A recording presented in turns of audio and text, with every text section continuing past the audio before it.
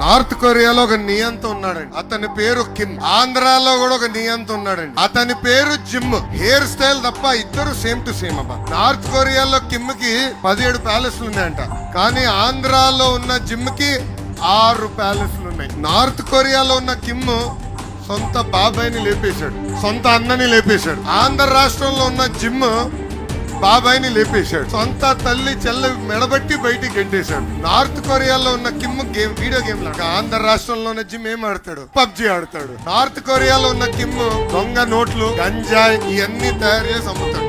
ఆంధ్ర రాష్ట్రంలో ఉన్న జిమ్ గంజాయి, drugs, boom boom, president medal ఈ రోజు అమ్మేది చూస్తున్నాం. కిమ్ వ్యతిరేకంగా ఎవరు మాడితే వాళ్ళ సంక్షేమ కార్యక్రమాలు రద్దు చేస్తారు, జైలుకు పంపిస్తారు. ఇంకా ఆంధ్ర రాష్ట్రంలో జిమ్ కూడా అదే బాట. ఎవరన్నా వాట్సాప్ లో ఫార్వర్డ్ చేస్తే, ఫేస్బుక్ లో పోస్ట్ పెడితే కేసు, జైలు. ఇప్పుడు మిమ్మల్ని అందరిని అడగాలనుకుంటున్నా, ఈ జిమ్ ఎవరో అర్థమైందా రాజా?